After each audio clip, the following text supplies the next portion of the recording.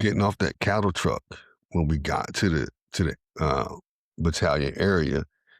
You a kid. You don't know no better, right? So what I do? I see the drill sergeant. I didn't know what a drill sergeant was. I proceed to hand him my bag, my suitcase. And let me tell you, he threw that suitcase across the yard. And when I say he threw that thing so far. I'm like, what the hell? Why you throw my bag? And man, they were on me. They were on me. I was like, uh-oh, what I do? You know? And this drill sergeant, man, he was about 5 foot nothing, thick Puerto Rican cat. He took that bag and he slung it. That damn bag should have been a Frisbee, because that's how he slung it. I was like, oh God.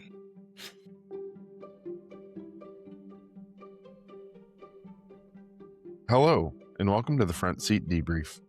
This podcast is intended to confront the unique mental health challenges that our veterans, first responders, and healthcare professionals face on a daily basis.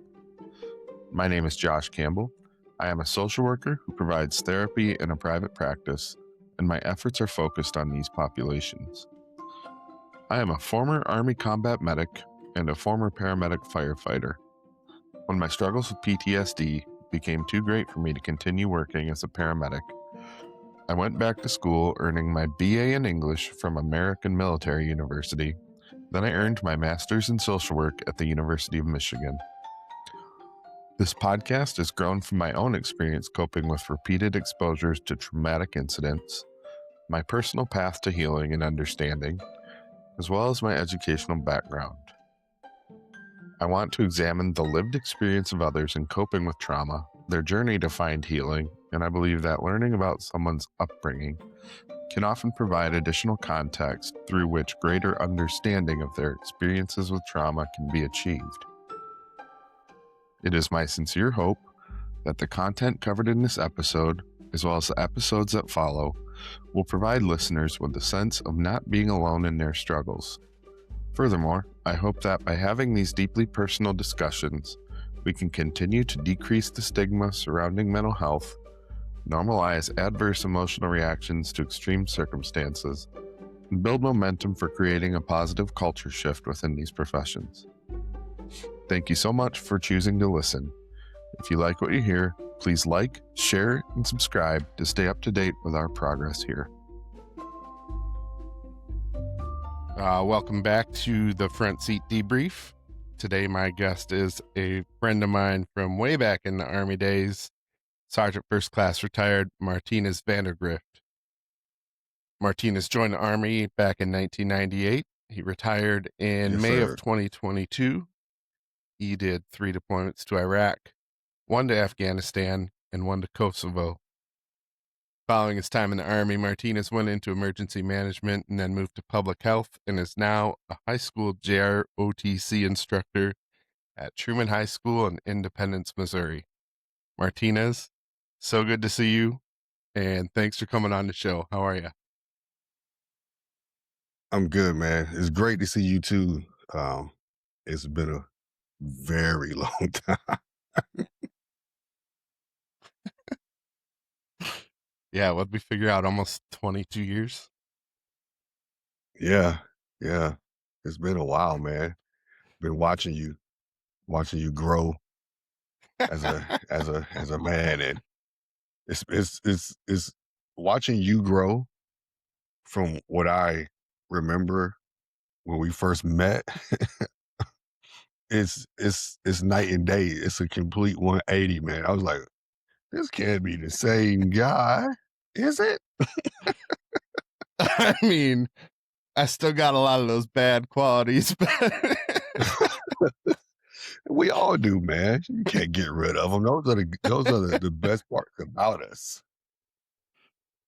dude, I gotta say though, like from my end, the change has been the same. Honestly, I think I've got a picture of you somewhere from when we were in Korea, and you were this scrawny looking dude. You got the glasses, like, man. Oh my god, I And then think I remember watching that picture. I think Rodriguez was in that one as well, if I remember Oh, correctly. yeah, he was. Dang, you got an Yeah. old picture. Yeah, man. Yeah. It had to be '03, It was. but It was. yeah, I mean, I think you were fresh in Korea when I got there. Um, Probably knew just enough to get around because you were the NCO that took me around to, like, do all my initial in processing. Yeah, I remember Um, that. Yeah. yep, you had Michael Freeman in the car with you. Ooh, man, you had to say that name, bro. Wow. Man, that guy cracked me up. He was such a trip. He was. He still is a trip. I haven't talked to him in a couple years, but, yeah, he's had a pretty rough life, I'd say. Yeah, I think if I can remember correctly, he reached out to me last year, and Okay, he's doing pretty good now. He's doing good. Yeah, okay. he had it I rough, I but he's doing very well for himself now. Yeah, Yeah, yeah. that's good to hear, man. Because I ended up running into him at, an EMT refresher course at Fort Benning. He was working over at, of I could only course, he comes imagine. into the class, like, 10 minutes late. I'm like, "Holy shit, it's Freeman." Oh my god, that dude never showed up to anything on time. There's a And it's there's not. a there's a funny story. I'm pretty sure you remember it. Um, we had just came out of the field. It had been raining, and we were getting ready to take everything out of the vehicles, clean it, and put it away. What did Freeman and his friend Fonseca go do? They went and put on fresh uniforms, and I smoked them in the mud. And that reservoir next to the barracks, I made them jump in that reservoir because it was full of rainwater. You remember that? I actually don't. Man, listen, they were so None muddy. of it surprises me. They they were so muddy. I said, "Oh, since you want to go upstairs and change in the fresh uniforms, I got something for you." So I smoked them for about 15 minutes, and then I said, "Oh, you want to get clean? Hop in the reservoir. It's full of rainwater. Go clean yourself off." I was like, and people were looking at me like, "Oh my god, what did we just see?" Oh, man. Yeah, that dude it was funny too at, Benning because you know that dude, he can't sneak into a room, He's like like 6'4". No, no. no, he was oh, that guy was a trip. Yeah, he was working at, what was it, 30th AG doing the medical stuff for privates coming in. Oh, that was probably the worst place to put him. Yeah, we all had our demons, we all had our Well, yeah, and, vices. like So, for sure. Well, yeah, and, like, talking about, the changes we've made in that time, right? Like, the changes you made too were huge because you came shit, when I got there, man, you were still rocking double eagles. So, you were still pretty fresh in Korea, and, you were in a bad place, weren't you? oh yeah. Yeah, man. I was fighting that demon we call alcohol. I had done Mm, what, 2 combat tours prior to going to Korea, back to back, basically, literally, man, with no time off. You know, um, when I got to Korea, man, maybe September or August of '03, I was in a combat. I was in Iraq in the middle of a combat zone and came down on orders for Korea with a report date for. It actually happened twice. Okay. The first time I came down on orders for Korea, it was earlier in it's like July of '03, right? And at the time, only like Okay. your sergeant major could get you out of it. So he got me out of it the first time, but then in August, I came down on it again with a report date of September 10th to Korea. I'm like, wait a minute, that's like less than a Holy month. shit. And yeah, it was like less than a month, man. Um, Wow. so my first sergeant at the time, because I was in infantry land, my first sergeant at the time was Yeah. coming back because he was retiring. So I came back with him and I found out that I made the list for sergeant. I had made cutoff for sergeant. So with nobody being back, just me and him, he knew uh, an officer up at division headquarters. And at the time, the Army was doing conditional promotions, right? So they would promote you, but you still had to go to school later to retain the rank. So he came in, he just handed my orders to me. He was like, "Hey, Vandergrift, here's your orders for sergeant. Put that rank on. Keep these orders on you. So when you get to Korea, there won't be no problems." So they'd be like, we were expecting a specialist. He was like, "No, they're gonna get a sergeant, a highly Mhm. decorated sergeant." And I said, "Roger, first sergeant." So I had to clear Fort Campbell, and I literally had 10 days to get to Korea. That's all I had. I might have gotten Holy shit. 3 days to go home to Alabama to see my mom and my siblings, and because I wasn't married at the time, go home and see my immediate family. And then it was snap of a finger, I was off to Korea land. And man, I didn't know what to expect when I got to Korea. I'm like, I don't even know where am I? I don't know where I'm going. I don't know what to expect. It was like, okay, you know what? Just go over there, do what you do, make the best of it, and move on to your next duty station. But having so little time to, one, decompress from a combat zone, two, to actually seek some type of help because I knew something wasn't right with me. I could feel it.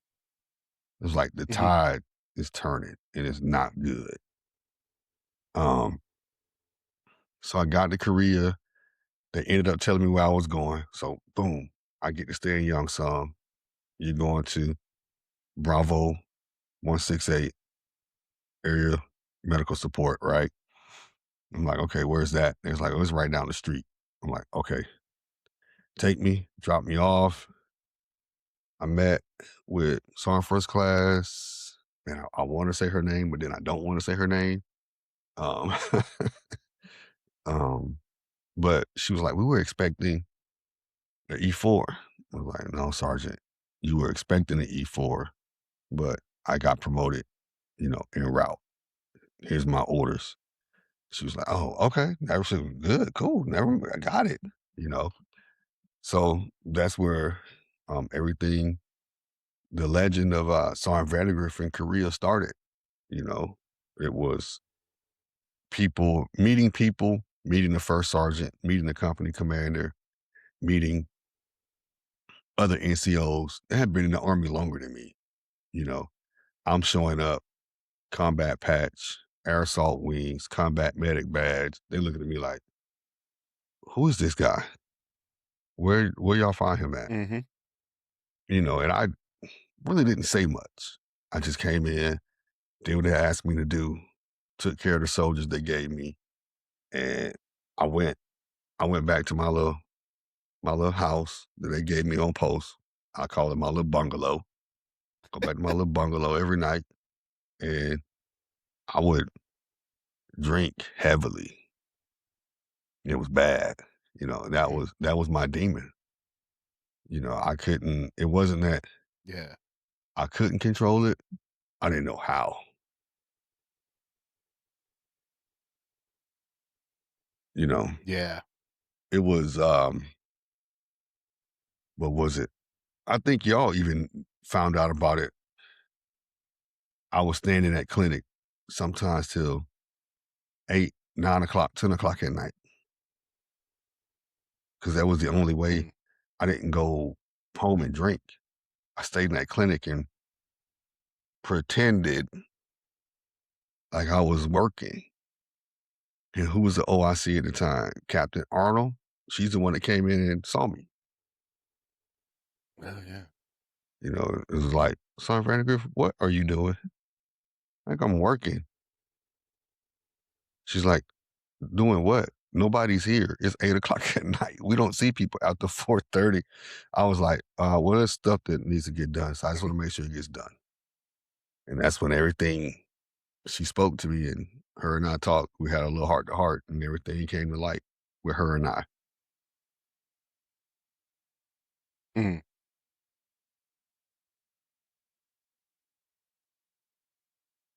you know. Yeah. So we kind of jumped ahead, right? And Yeah, I'm it's looking hard not to, out the corner of my because eye and I'm like, we went way ahead. yeah, yeah, we'll get back to it for sure. Because there's a lot to discuss. Um, why don't Okay. you walk me through where you're from? I know we're talking Bama, but tell me a little bit about, your family, your upbringing, and what your developmental years were like. Um, I'm originally from Troy, Alabama, and man, I have 3 brothers and 2 sisters. 3 older brothers, 2 younger sisters, to be exact.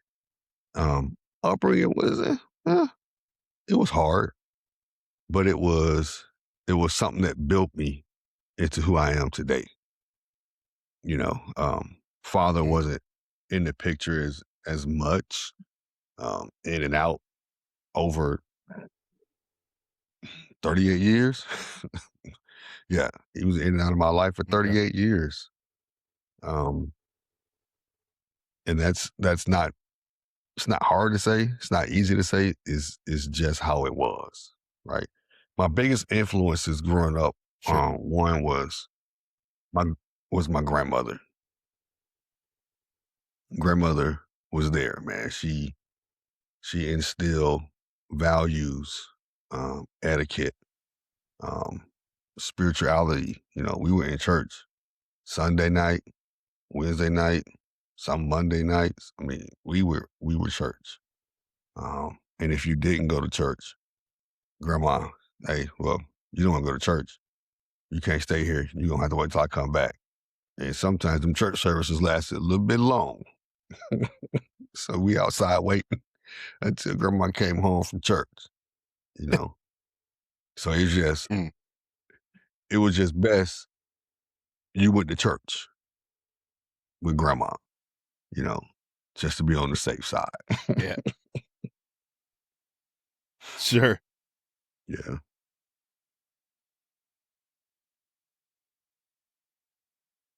How was school for you when you were growing up? Um, to be honest, I wasn't a school person. I went to school and honestly, I did enough just above the bare minimum to educate myself and to graduate. Um, so I wasn't Okay, going to school to be like this genius or to be this straight A student.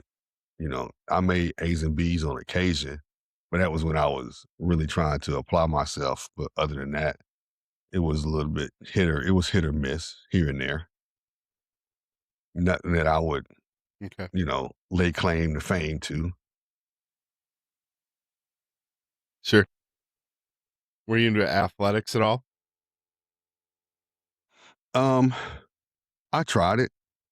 Um, Believe it or not, you remember how skinny I was.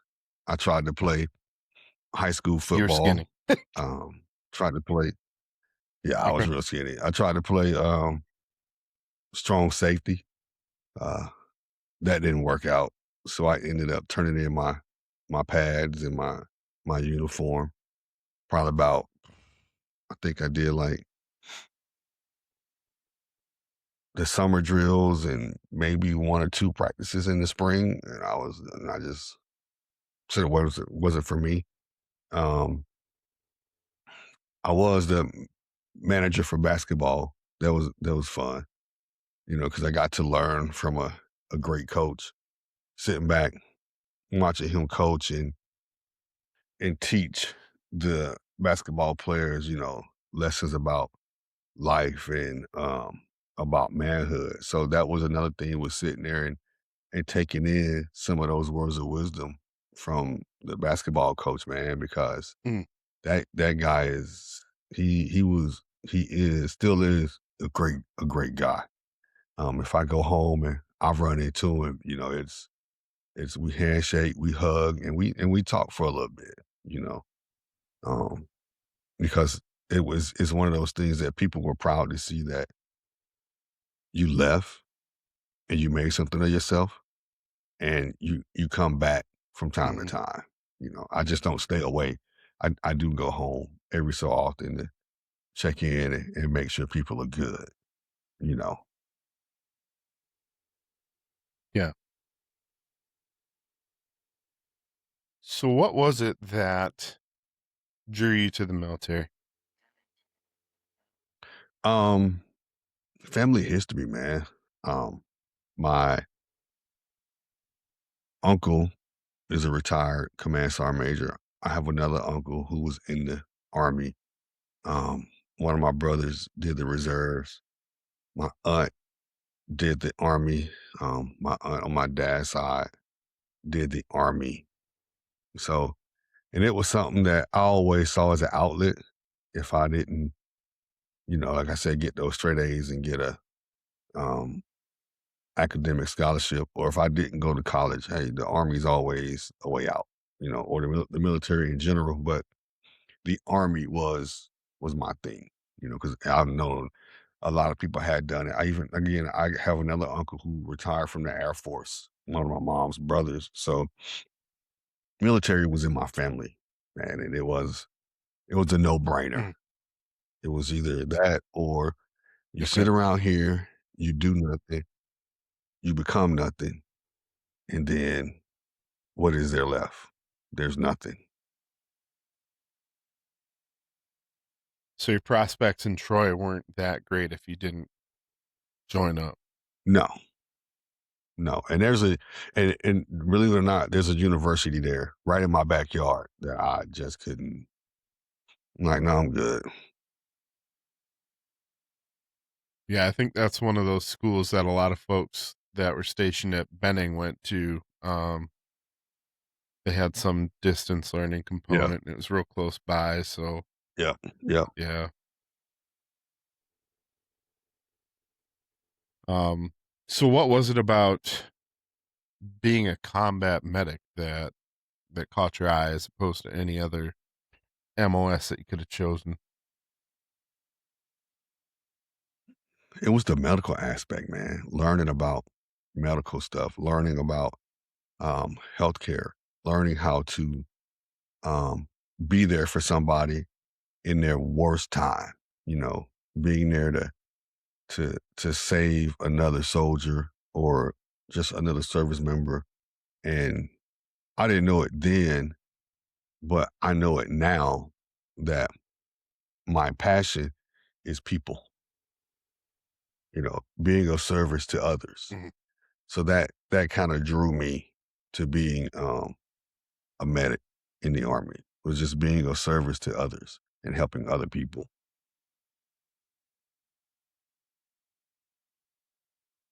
Yeah, and I think, looking back at all the different people I've served with, that seems to be a common thread with all of them, right? Hmm. Um, you know, a couple folks we've talked about from Korea already. Somerville, he's a nurse. Um, mentioned Lowe. He's talking about going to school for social work. Um, you remember Sarah Mayfield? Yeah. Yeah. Yes. Uh, Saddleberg now. Yeah, she's in school for social work Yeah. currently. Um, there's a lot of folks I know that carried on with them. Oh, Jen Jimenez. And she's a counselor, licensed professional counselor. Um, all these medical Okay. folks, they're still doing that thing. Um, so yeah, I think that's one of those common threads through a lot of us that shows that route. Yeah. So you said you joined up right out of high school. You went to Fort Leonard Wood, is that right? Yeah.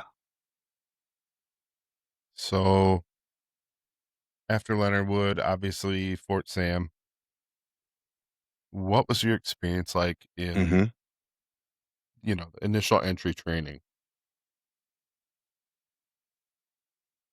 Man, it was it was different.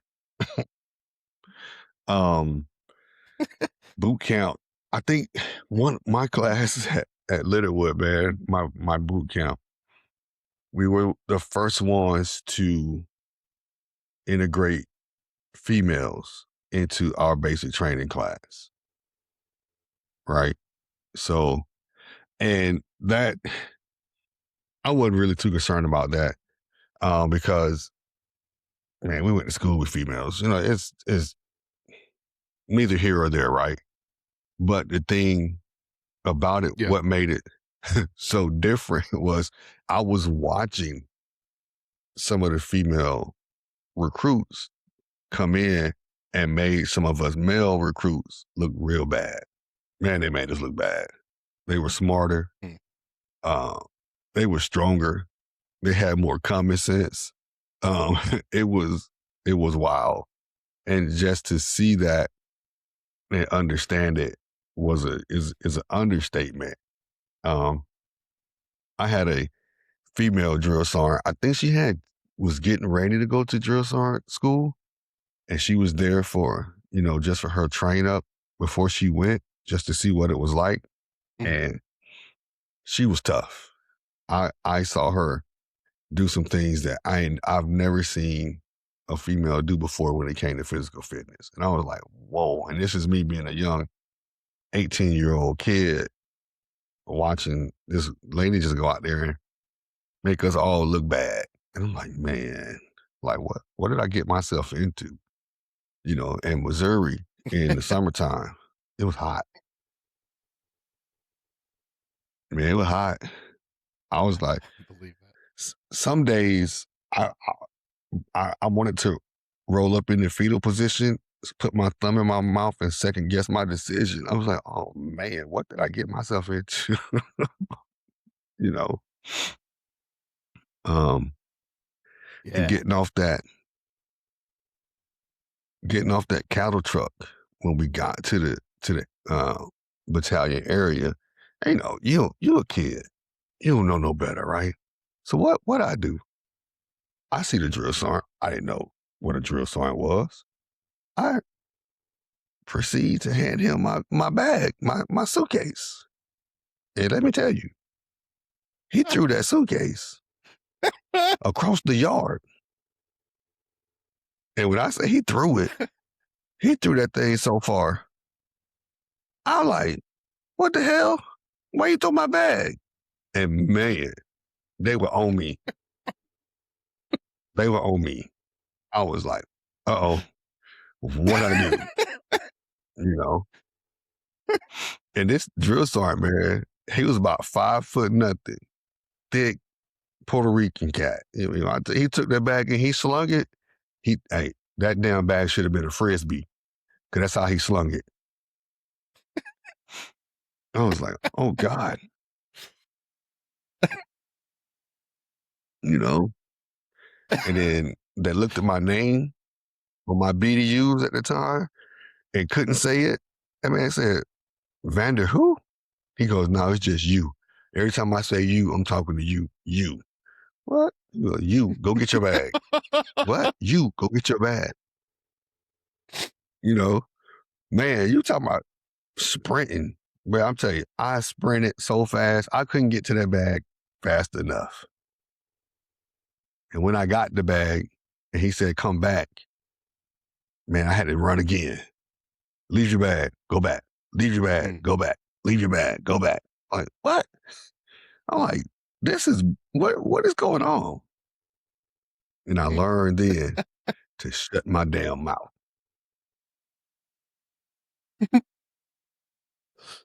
It was brutal. That is a huge shock to the system coming off. Man, I was scared. I'm pretty sure I pissed down my leg 3 times.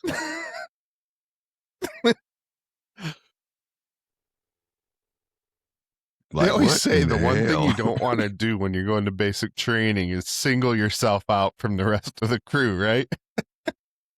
Oh, and it wasn't you're good. Thinking drill sergeant's a bellhop and hand him your shit. Yeah, I gave him my shit. He was like, fuck. Nah, go get it. Like, and I promise you, man, this is what I saw.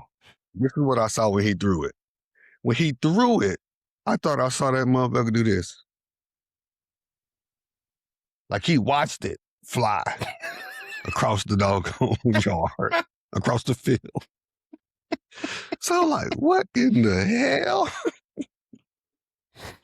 And it didn't help, right? Because I'm a skinny 6-foot black kid.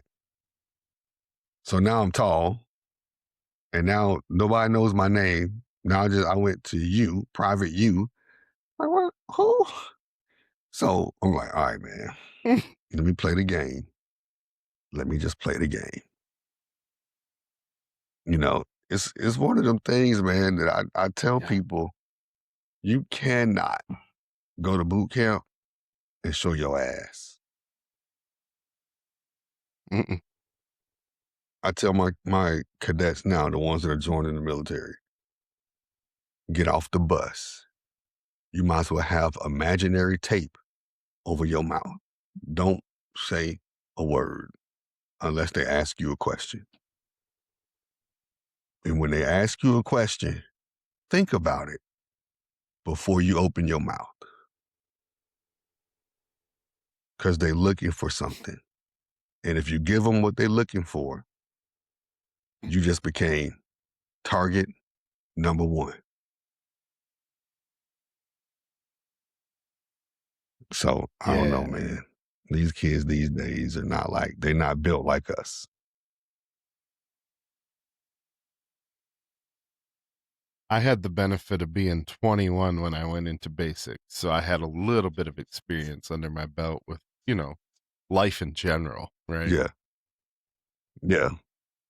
I think I got to week 4, week 5, and my drill sergeant was like, "Are you in my platoon?" So I had been doing it right. But at that point, he's like, "Your ass is mine." Yeah.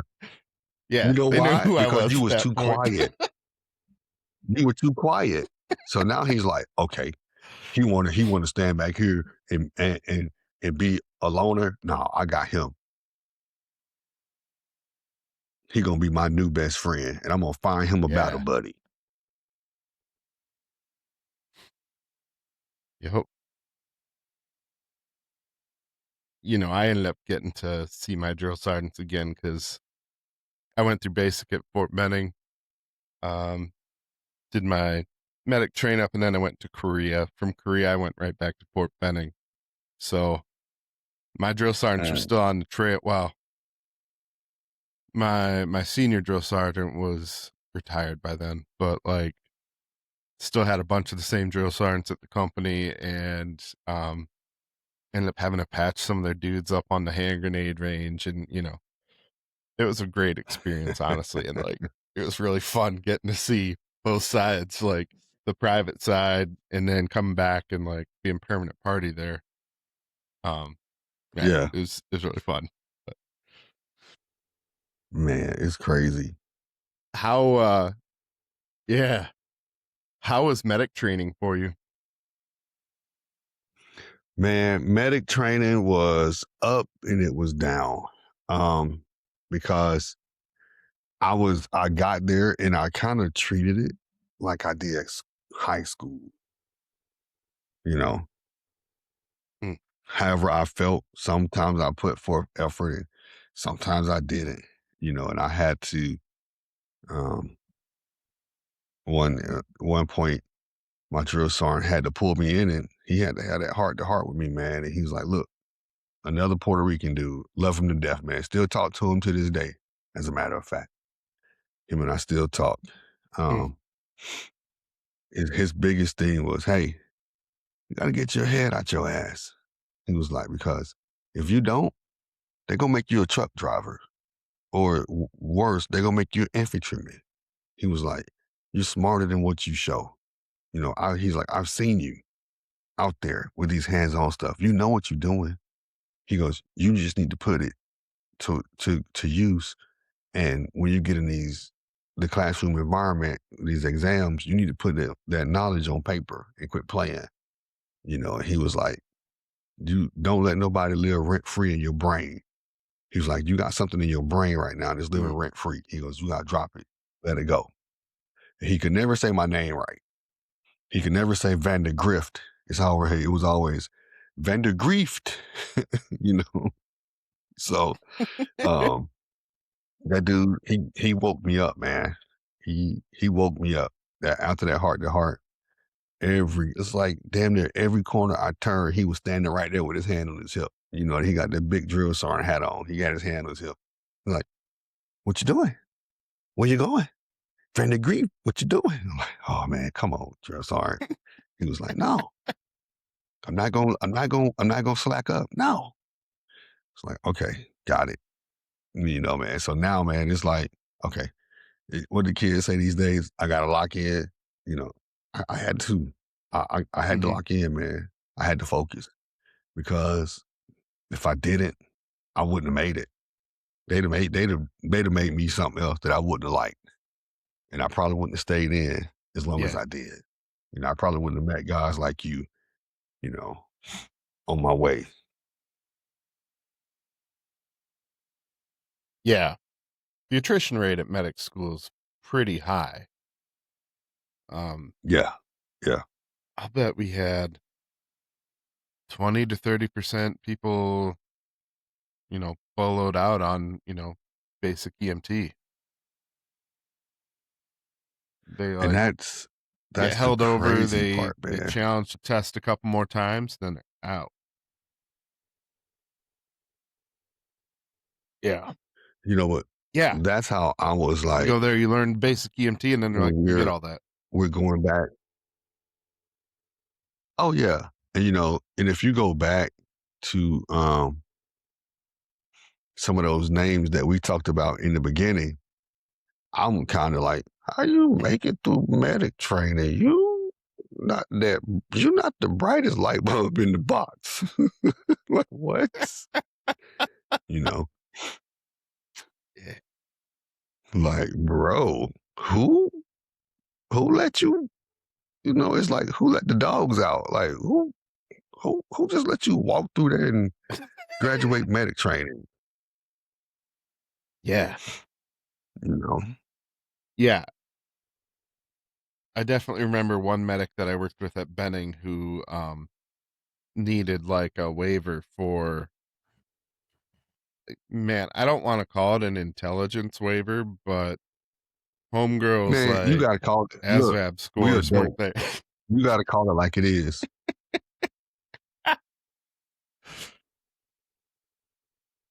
Fortunately, I was never on a truck with her, so I didn't have to worry about it too much, right? Like, Man, look, whatever.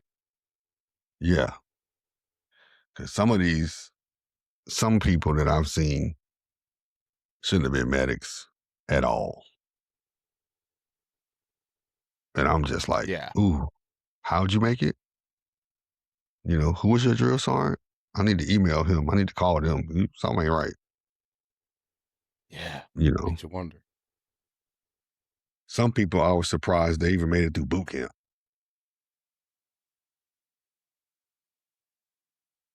Yeah. No, it's always funny because, like, I remember at 30th AG, um, the PT test they give you. It's like a way watered down PT test to make sure Oh yeah. you're ready to start training. Mm-hmm. And like, I remember several folks that got recycled on that. And like, you're just kind of held in this like limbo status at 30th AG until you're able to pass that shit. And Yeah. you wonder, because like, I remember one particular cat. I kind of hope he got like chaptered out from there because I think army life would have eaten him alive if he made it beyond that. Oh yeah. Yeah. It's all part of the army's process, right? I've had several soldiers like that, man. And I'm looking at your questions. We're gonna get into some of them a little on down the line, some of these questions. Trust me, 20 some years, I have some stories for you, my man. I'm sure you do, man. Some that is gonna blow your mind. I You can't may have wait. to do a part two to this. Dude, I'm totally happy to do that. Oh my God. could could Man. have like have a show dedicated to like, a bunch of combat medics after dark and just have a whole Yeah, bunch of us yeah. bullshitting. I wanna have me a glass right here and be like, hey, once I sip this, we're gonna get this ball rolling. Yeah, for sure. Yeah. I didn't All prepare a right. glass today. Well, we'll take a break here shortly. So give you the opportunity should you want to. All right. So you finish up at Fort Sam in beautiful San Antonio, Texas. Man. Uh, way more trouble there for soldiers than there should Oh be. yeah. But Yeah. dude, my wife also went into the army. She did a direct commission. So she was a nurse when she went in. Okay. I can't tell you how nervous I was about her going to Fort Sam for doing her like officer's basic course. Like, babe, you don't understand. I know how I was as a single soldier in Fort Sam. Like, Yeah. I have my reasons for being nervous. Yeah. I don't know if it was still there when y'all went through the hacienda. Oh, the hacienda. Yeah, on the hill. Like, ooh, why is this room so dark? What is that smell? What is going on back here? Why are the couch cushions sticky? Yeah. What did I just put my hand in? I need some hand sanitizer. What is this? Yes. Yeah, that is a special place for sure. You just be like, what the hell's going on here? So, Like, where'd you end up going after Fort Sam? man, I ended up going to Fort Campbell, Kentucky, home of the 101st Airborne Division Air Assault. And let me tell you, I went to 3rd Battalion, 187th Infantry Regiment, home of the baddest, the toughest mojos walking around Fort Campbell, the Rockasons. Yeah. I got some stories there that'll rock your world. Things Yeah. that we did, um, things that we saw, you know, especially as a medical platoon. We were tight, man. That platoon was tight. We had some dudes in there that were from all walks of life. Mhm. Some who I even think were pimps before they joined the army.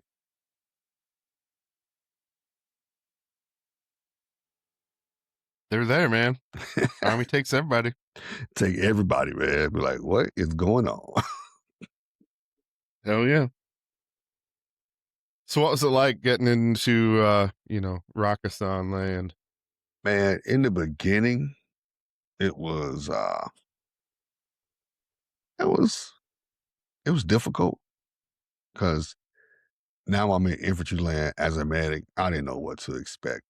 And I still had that half and half mentality. I'm gonna do half of this, half of that. Not gonna do the full thing. Basically was I'm gonna come in here and I'm gonna do me. Because Mhm. I had my mind made up. I was gonna do 4 years just to get that GI Bill for college, and then Yeah. I was gonna bounce. I was gonna go home and actually try to go to school, go to college, right? Mhm. But hey, mm, we'll see how that worked out, right? Um, but no, man, it was interesting, so to speak. I met a lot of great people. Um, I met a lot of senior NCOs that really cared about their soldiers. They cared about your well-being. They cared about you performing. They wanted nothing. They wanted the best for you.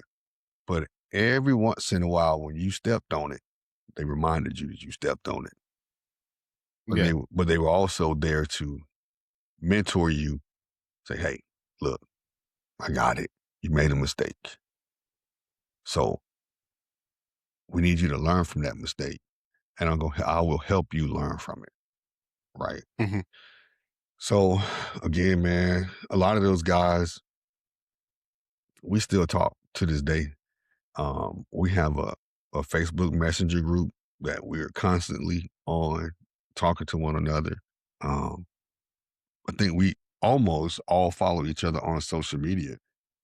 Um, we also we do a reunion at least once a year or every other year.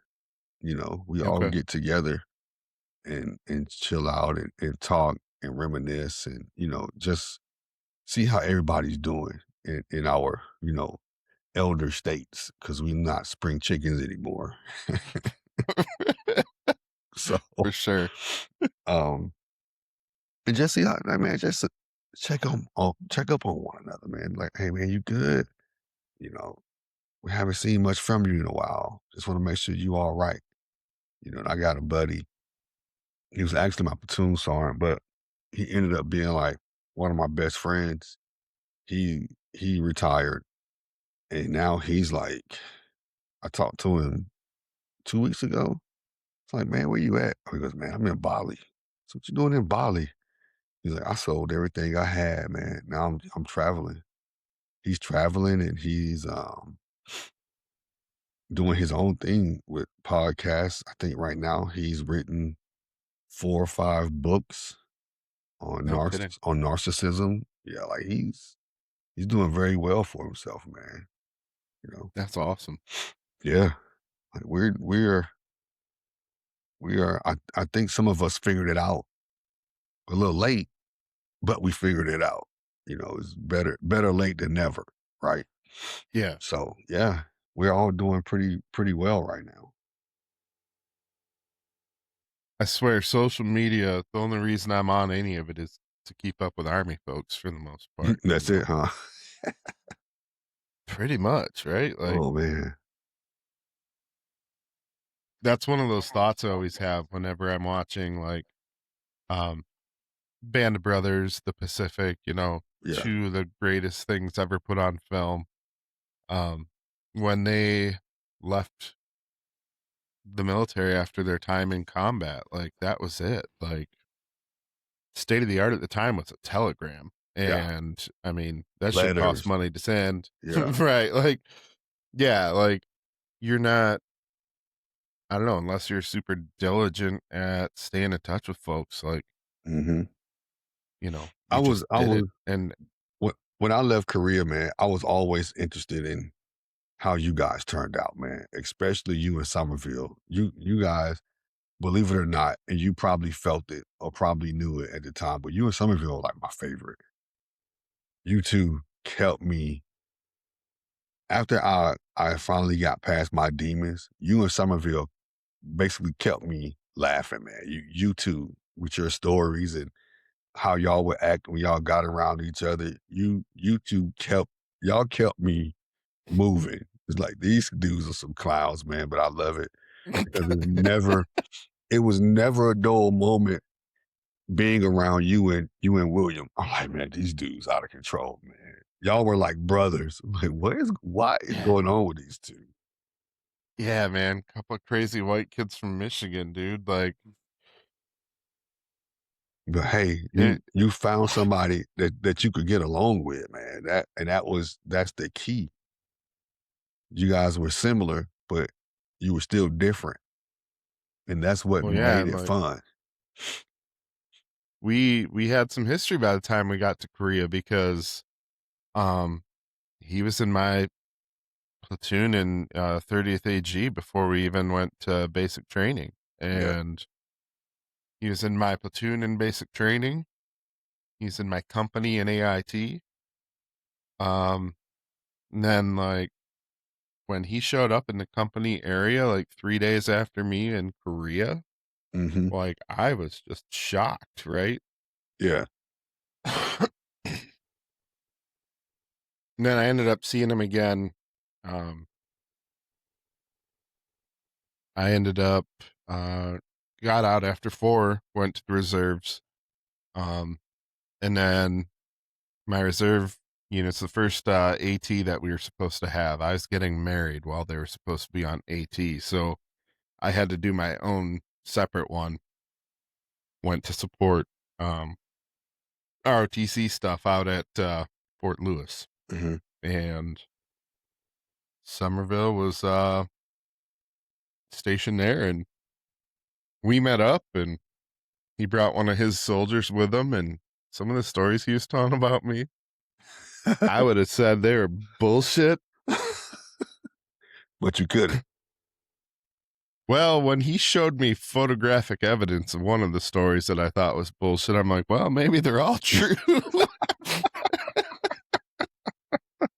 See, that's why you never let people take pictures.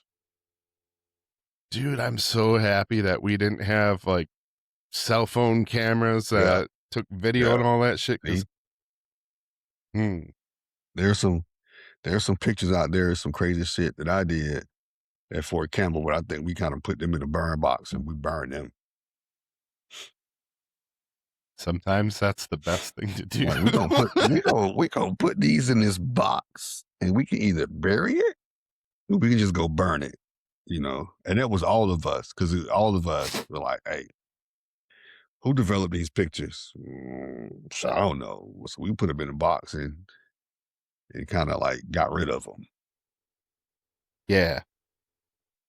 Yeah. Granted, it was nothing incriminating. It was just some funny stuff that we probably shouldn't have been doing. I'm sure there would have been some incriminating shit if we had, you know, Oh yeah, if we'd had that cell stuff, phones, man. yeah, it'd have been like, "Ooh, what is this? And where? How did you get your hands on this?" You know, Yeah. it's crazy, man. Yeah. So when we were in Korea, I remember ye, I, I've always been a pretty decent judge of character Hmm. and pretty quick to pick up on like people's emotional states, I guess.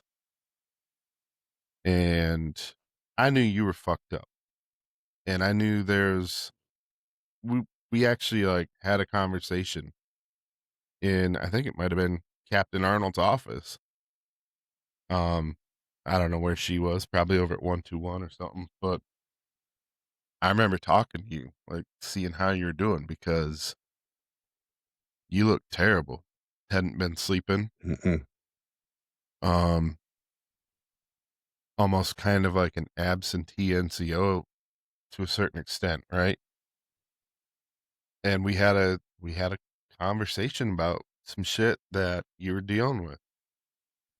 Yeah. And I remember like it being one of those things like you told me what was going on, and it was so nice having like an NCO. You know, I was in E2, E3. You know, having an NCO who was like willing to kind of like cut the rank bullshit and like talk to me. Yeah. But you had a lot going on. Yeah, man, it was bad. The nightmares and the constant not knowing if I still had a purpose, not knowing what I was supposed to be doing, where I was supposed to be. Um, then the didn't drinking didn't help out. And then just I don't know, I think just I was lost. It was like Mhm. I honestly thought I should have still been in Iraq and not in Korea, you know, not just sitting around twiddling my thumbs in a clinic. Like, man, I should still be out there helping soldiers off the battlefield, but instead I'm in here playing, tug of war with my thumbs, and it was I think my biggest thing was sitting back and just watching people go on with their lives as if nothing else was going on in the world at the time. And I think that was part of the struggle was trying to put some perspective into everything that I had went through, everything that was currently going on, and the way forward. Man, I didn't know, I'm pretty sure one night I almost drunk myself to death. I'm pretty sure. I'm pretty sure I tried, but somebody else had other plans. Mm. Yeah, I imagine going from, you know, the high speed, you know, the high up tempo of the Rockasons, and then showing up at a doctor's office essentially. Basically, yeah, Um, Granted, we had a field mission, but our field mission was kind of a joke. Um, yeah, so long as,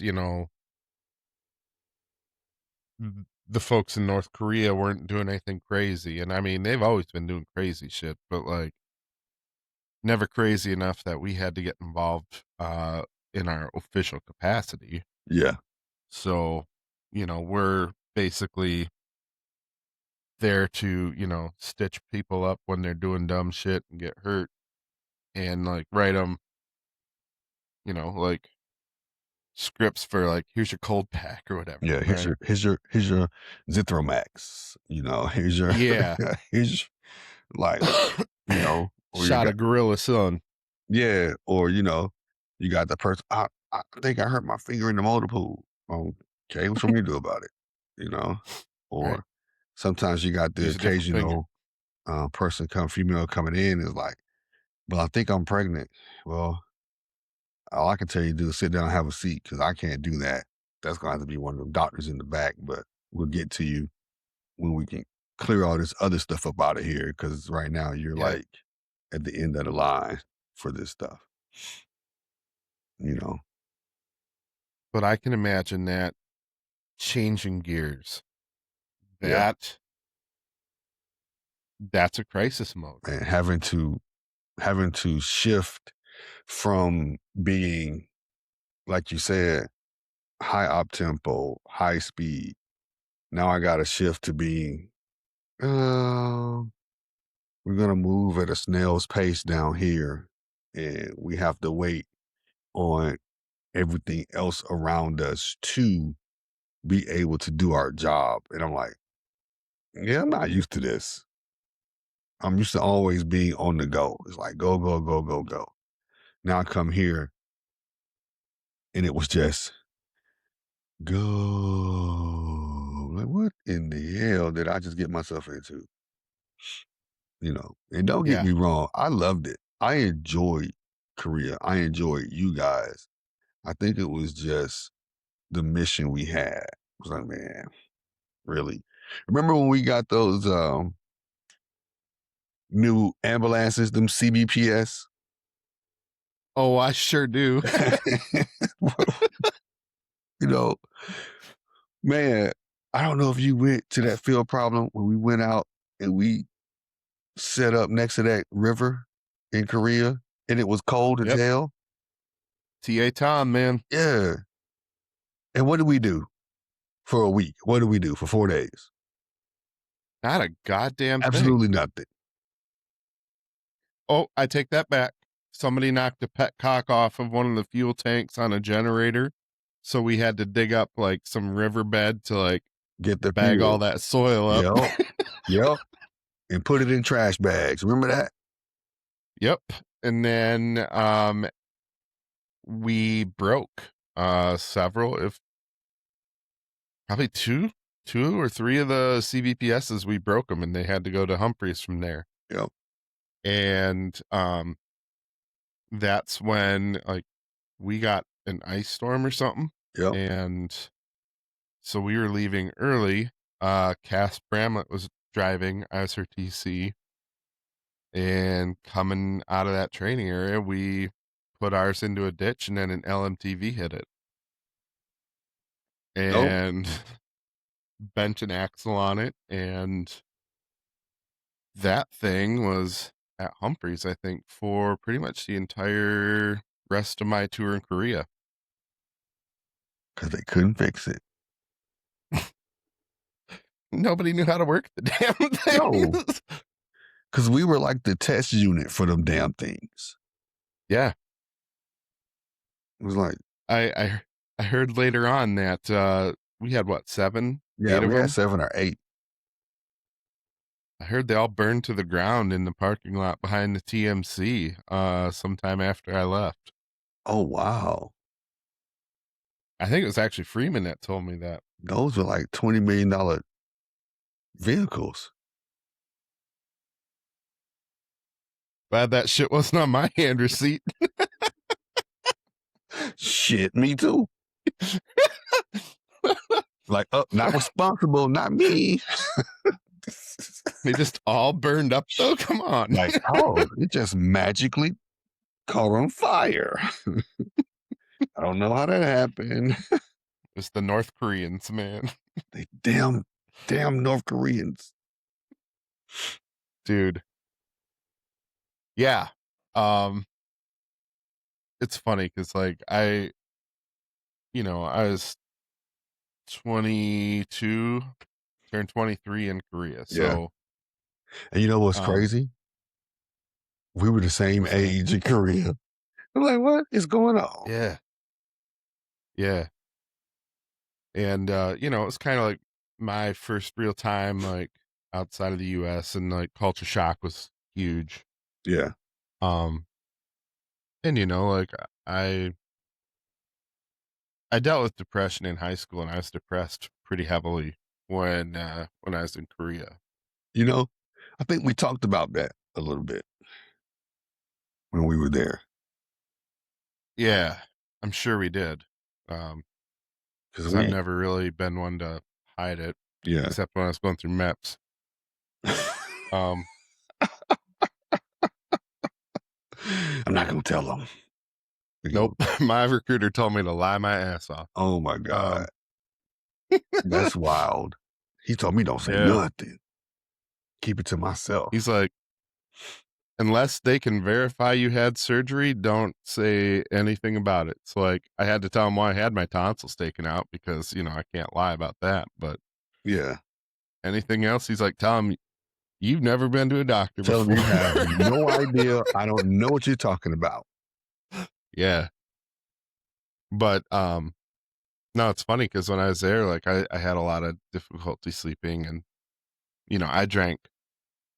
I mean, I it doesn't really need to be said. I think the fact that I drank heavily in Korea because that's just kind of what we did there. It is. It is what we did, because it's like you had nothing else to do. Yeah, Even if you went yeah, out and I mean, and explored Seoul, you still drink when you went and explored Seoul. hell yeah, we did. I mean, we were like, Itaewon, the party district that everybody stationed anywhere in Korea wanted to go To when go they had to. like a Yeah. pass, was out the back gate. And the number of times Somerville had to hold on to my belt just to guide me home while I'm stumbling, like, Oh my god. man, I knew that was a funny sight dude. to see y'all walking into that gate and holding on to his belt. Yeah, I tried to get through the gate once with my credit card instead of an ID, Oh yeah, and that didn't work. Imma tell you what I did. So, I used to have those cookouts at my house, right? mhm, And mhm, I didn't live far from the gate, so I would always take the gate guard some barbecue, mm, and anytime they would see me come through the gate after curfew, they just wave me on through, "Come on, come on." They just let me through, hell yeah. you know, Yeah, wasn't they're your like, little bungalow, like, right behind the DHL? "Yeah, yeah." So it was right by the gate. Yeah. Matter of fact, the, USFK general, his house was above the hill from mine, and Mm, this sergeant major's house was down the street. okay, So, yeah, I ran into the sergeant major all the time. right on. Yeah, so when I got there, let's see, I graduated AIT on, like, the 12th of November or something, and so I went home, I did my 2 weeks of leave, then 2 weeks of hometown recruiting, which was a freaking joke. Um, Basically, it was 2 weeks of, like, going to the mall, hanging out at bars in the mall with recruiters. It was a good time. Oh my But, god. That's wild, man. um yeah, it was great. So I ended up like, I was home for Thanksgiving, and then I showed up in Korea, December 7th, I think. December 8th? Whatever. Um, so I get there, right? And, like, you know how you know how the holidays go in the army, like, especially overseas. Like, you've got Thanksgiving, and then you've got Christmas and New Year's, and, like, everybody's kinda homesick because you you know, you're used to spending time with family. Yeah. Um, I remember Christmas, actually the first time I had collard greens because you were cooking them at your place. You had a cookout, had a shindig, and, so we went over to your place and, hung out there for a little bit. I was still super new, but then, me, Mayfield, and Barksdale, we Oh, all ended up man. going over. Barksdale. Jeez. I fucking love that dude. Yeah. He was a character. Yeah, he was. He definitely kept things interesting for everybody, though. Very. Do you Were you around when Sergeant Marlowe was there? Yes. What? So, okay. N- There are a few NCOs that stand out in my mind Yeah. as being like examples, Mhm. either good or bad, right? Yeah. There are plenty of bad examples. You, Sergeant Marlowe, those are two that stand out to me as being like just phenomenal NCOs that showed what it looks like to, um, you know, be an NCO, to be Mhm. about the troops, you know. Garen Harlan, another perfect example. Yeah. Um, Sergeant Morrow and I had to go pick Barksdale up from the KNP, like, main station in Seoul over by the train station one morning. Barksdale just doing Barksdale stuff, you know what I mean? Jesus Christ. I can only imagine how that went. Oh, it was great. I'm buddies with him on Facebook, and, uh, he ended up when Major Barrett left, the commander we had that took over, you had to be there for him. Oh, yeah, yes. I remember him very well. I don't know that there's too many folks that have anything positive to say about Yeah, that I particular look, man. listen, I'm gonna put it to you like this. When I got to 5 Falcon in 2005 in Iraq when I was stationed at Fort Hood, we were at the end of our tour, getting ready to leave. I'll walk into the clinic and he's standing at the front desk of the clinic because his unit was coming in to replace us. Still a major, Mhm, Major Barrett. And he didn't see me standing behind him. And he was talking to the people at the front desk. And he said something, and I just heard his voice. And mm, I said to myself, you have got to be fucking shitting me. Like this time, I'm I've been in now for a hot minute. I'm a staff sergeant, and I'm like, there's no way this dude's unit is replacing us. I said, there's no way anybody sent him over here to do this. Granted, he was a doctor. Like, who sent this dude over here? Like, this is not the place for him. And he mm. turned around and he looked at me and I said, hey, Major Barrett, how you doing? And he went, oh my God, am I seeing a ghost? I said, no, you're not seeing a ghost. I said, it's me in the flesh. I was like, can I help you? He said, oh no, I'm here at Avon Party. My unit is replacing yours. And I just want to get a lay of the land about the clinic and how we can make changes. I said, hey, the doctor in the back.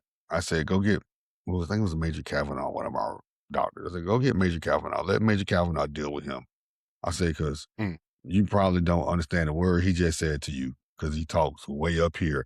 And I said it in front of his face. He was like, oh shit. Like, yeah, motherfucker. No one understands you because you talk way up here.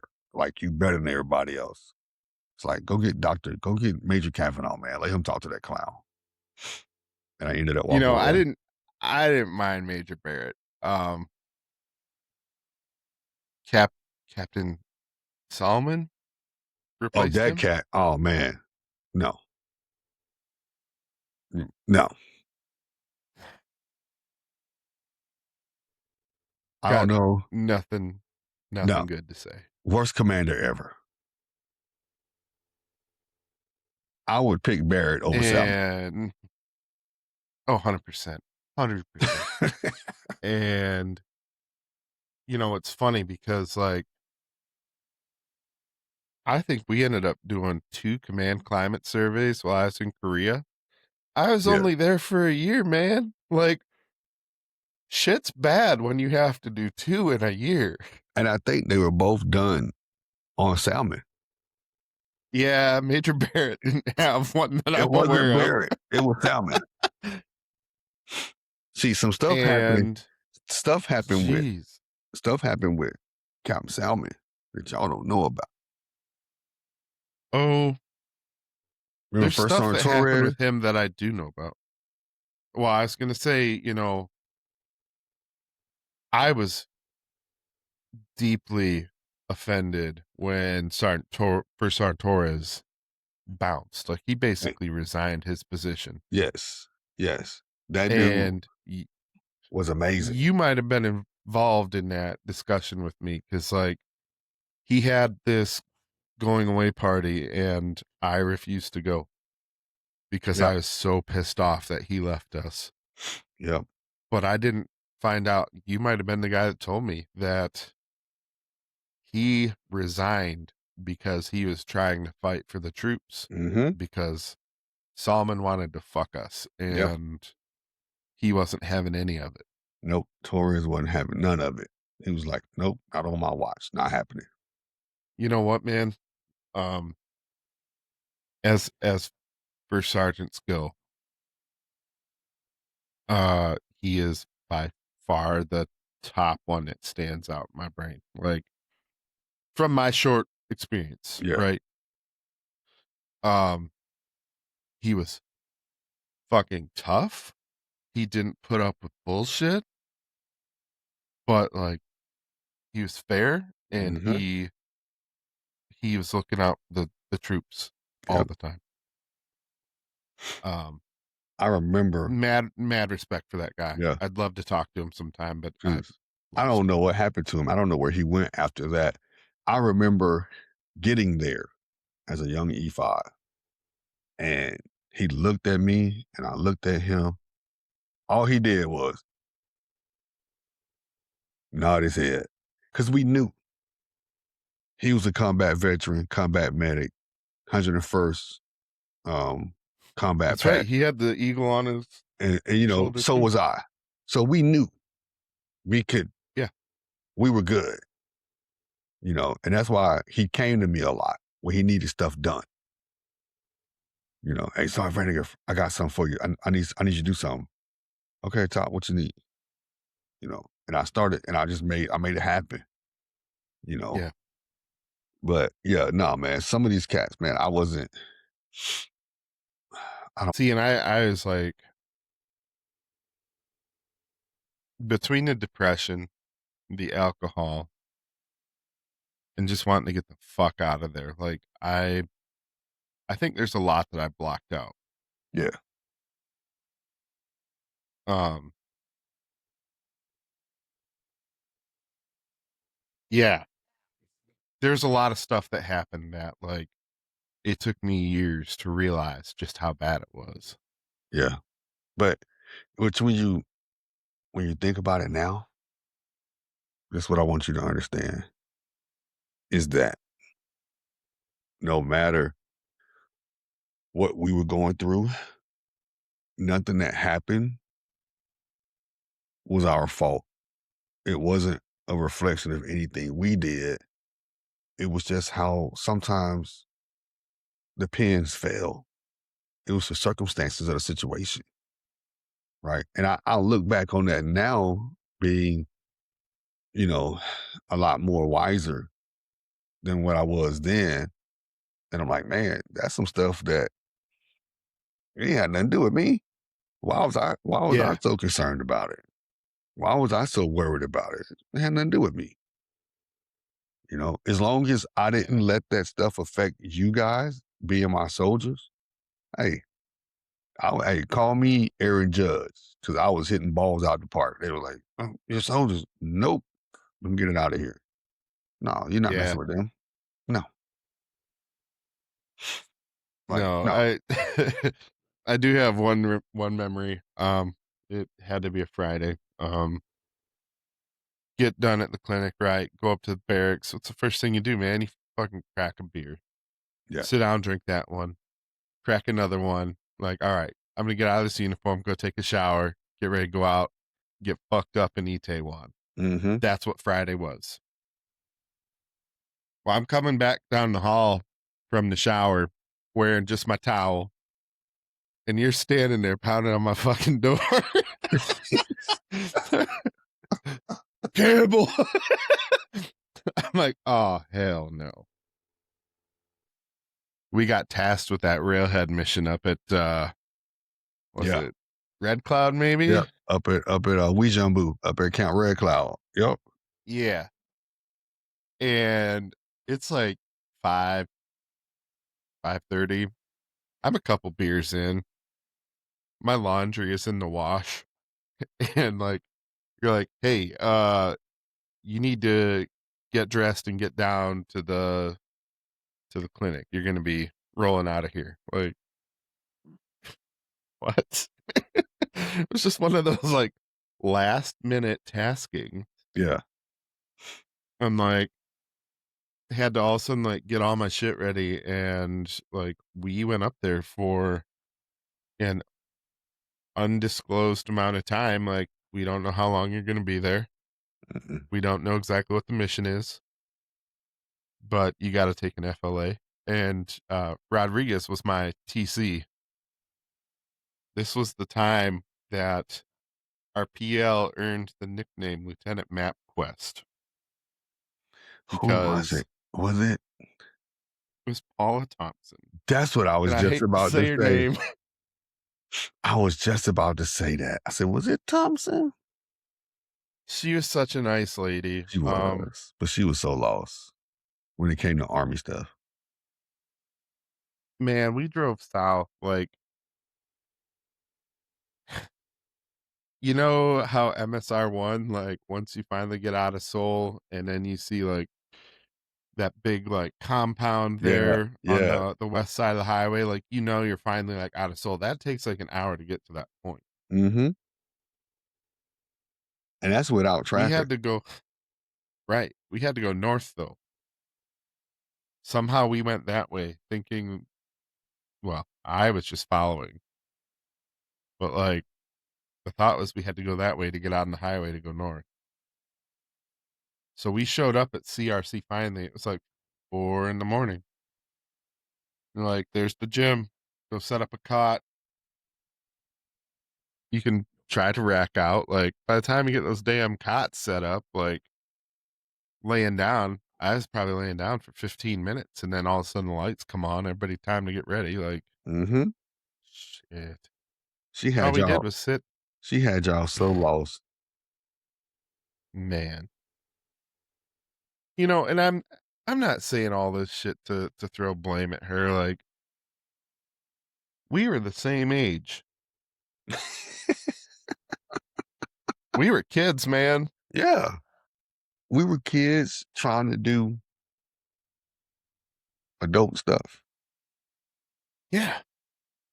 Yeah. without cell It's just phones. how right. Yeah. And I mean, you know, seriously, like trying to work off of like a strip map or or some shit to Yeah, try to get yeah, follow these road signs. Like, okay, it's just a bunch of like sticks and circles that are grouped together, and like nobody knows what like that shit like, where are says. we Like, going? yeah, it was crazy.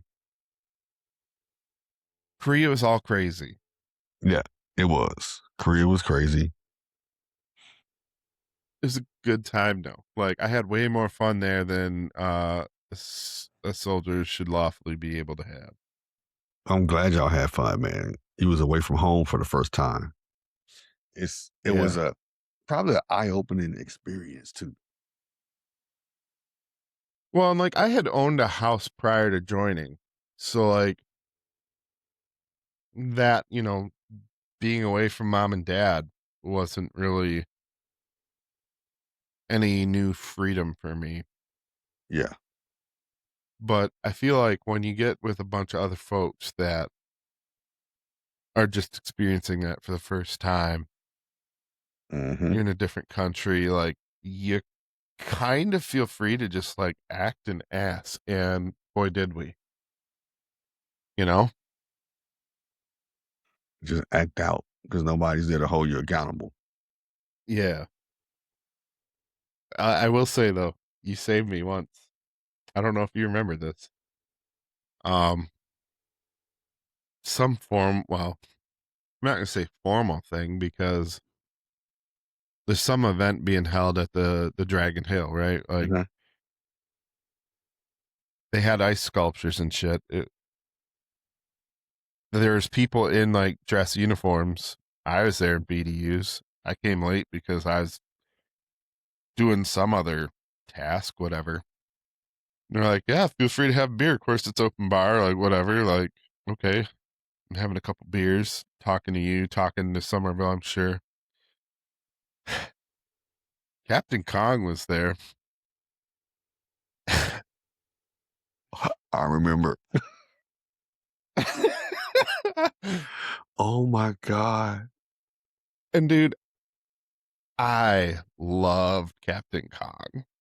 Oh, Like, I thought she was the sexiest woman I've ever seen, right? And yeah. she was so freaking nice, man. So nice. I probably had a couple beers in me and like I go to holler at Captain Kong and you like grab me by the back of the collar. Campbell, put that beer down. It's time for you to go back to the barracks, I man. remember. I was like, oh my, what is he trying to do? But you know what's crazy? When I retired out of Fort Riley, Captain That's where she Kong, was, wasn't it? she was the, That's a full bird. yes, she was the chief of nursing. Yes. And when she was the Good. deputy chief of nursing, and when she saw me, she looked and she did a double take. And then she looked at me again. She went, Sergeant Vandergrift. I said, yes, ma'am. She was like, weren't we stationed together in Korea? I said, yes, ma'am. I said, you don't remember you took some vacations and I babysitted your rabbit ass cats? And she laughed and she was like, oh my God, yes. I said, that cat that didn't want to come from under the damn couch until you came back. She was like, yep, I remember. Like, what?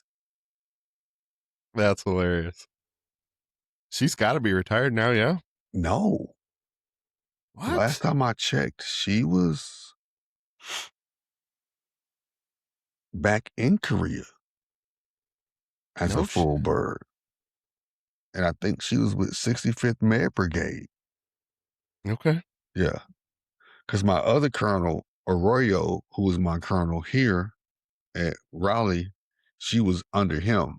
And I think he went and then like, he went to Hawaii first and then he went to Korea. And then Okay. she went to Korea from here, from Fort Riley to Korea. And they ended up working with each other again. Yeah. Dang.